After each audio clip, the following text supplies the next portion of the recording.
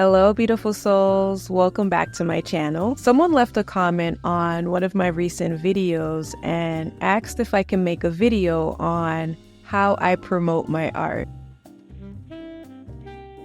So in today's video, I'll be sharing different ways of promoting your artwork that I've tried, the lessons I've learned over the years, and the strategies I'm using now. I'll also talk about some of the things I wish I did. If you're new here, I'm Tarra Lu, a mother, artist, and teacher who uses a holistic approach to help others. I encourage fellow artists to do the inner work needed to pursue their passion and purpose. As artists, we often struggle with the idea of promoting our art. It can feel uncomfortable, even inauthentic, to put ourselves out there and share our creations with the world. Some of us fear rejection, criticism, or even coming off as salesy. We pour our hearts and souls into our creations, but then end up feeling lost when it comes to selling our work and make a living as a full-time artist, especially when we're just starting out. But over the years, I've realized that promoting your art doesn't have to be a struggle. With the right mindset, strategies, and support, you can learn to showcase your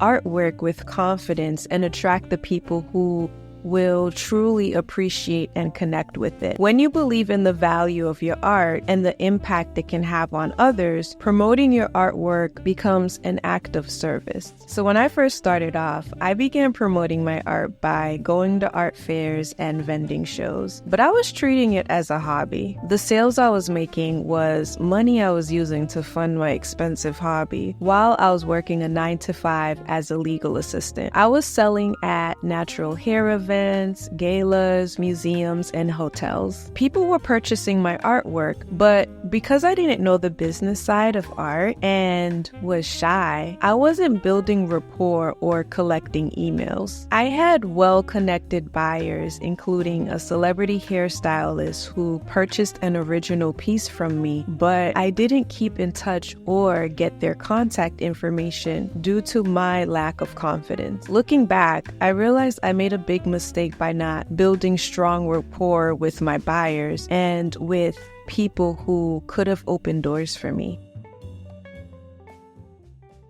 Another way I promoted my art was on Etsy. I sold my artwork for many years on Etsy and did pretty well, especially with selling prints. Platforms like Etsy provide a ready-made audience and a simple way to set up shop. I think Etsy is a good starting point, especially if you don't have the funds to build your own website, but the long-term goal should be to invest in your own website. I say this because although I was making sales regularly, I wasn't able to collect emails or get to know my buyers due to the platform's policies. Getting to know your buyers is really important. There were buyers who purchased original pieces from me multiple times, but with platforms like Etsy, it's hard to collect emails and you're in competition with other artists on the platform. Which leads me to say, email marketing is crucial for building relationships and staying connected with your audience, which I will explain later. Understanding who they are, what they love, and why they're attracted to your work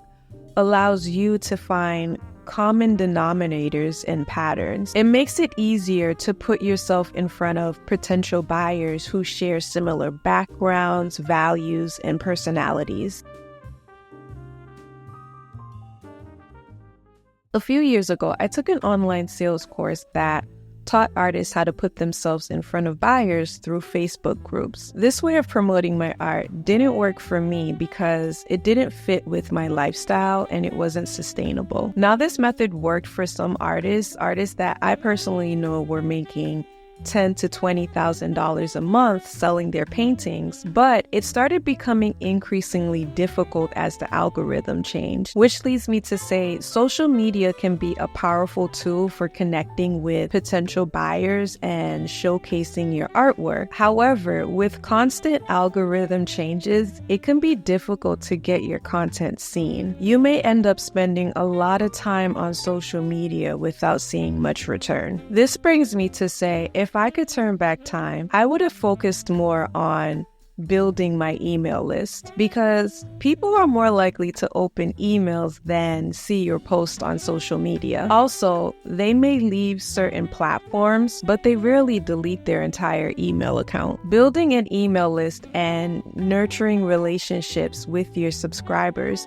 can be one of the most effective ways of promoting your art. You have direct access to your audience and can create a more personal experience. However, it does require consistent effort, and you have to have a strategy.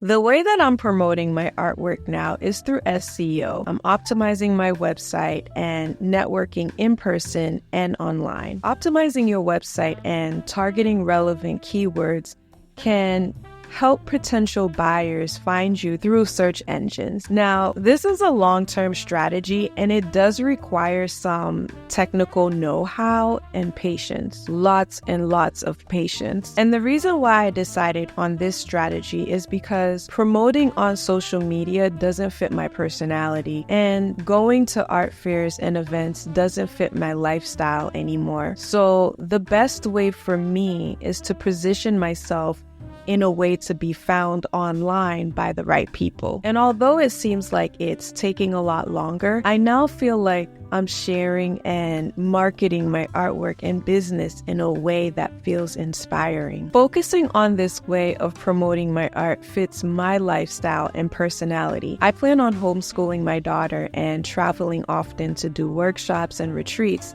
so I need the freedom to do so. I'm also using YouTube as my SEO strategy because I don't really consider YouTube as social media. YouTube is a search engine, and being monetized on YouTube creates passive income, and I want to make money while I sleep. Although I'm not monetized yet, I'm playing the long game. YouTube is a great way to promote your art, demonstrate your techniques, and pass on your skills and knowledge to other artists. Video making is time consuming, but I've created a system for myself that helps me manage my time. So if you're interested in starting your own YouTube channel and want to know how to incorporate it into your lifestyle, I recommend purchasing my YouTube starter guide, which details how I started, the lessons I learned, how I balance motherhood, and more. In this guide, I share the information I use to sustain my channel and keep my sanity. So make sure to check out the description below to get your YouTube starter guide.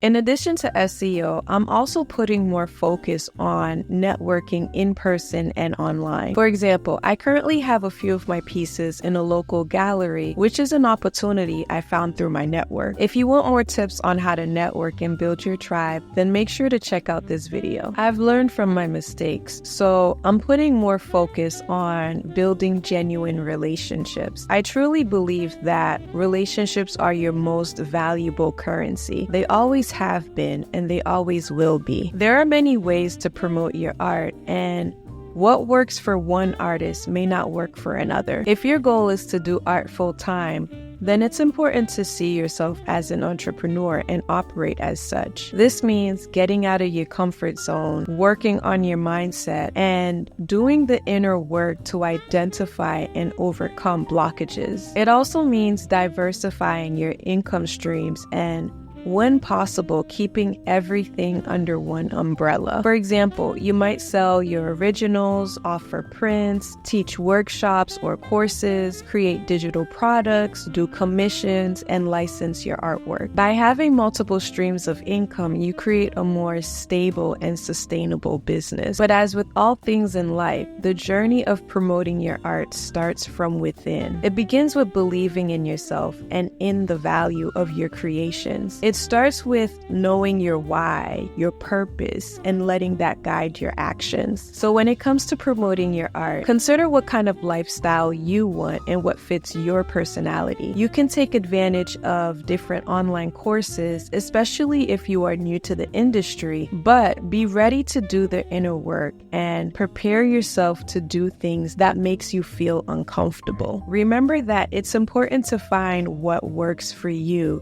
and aligns with your goals as an artist. Let me know in the comments how you promote your artwork. That way we can continue this conversation and give each other tips and ideas. Thank you for watching this video. If you found it helpful, please like and subscribe to my channel for more content like this. Don't forget to check the description below for resources and information on my YouTube starter guide and coaching sessions. Keep shining, keep creating, and I'll see you in the next video.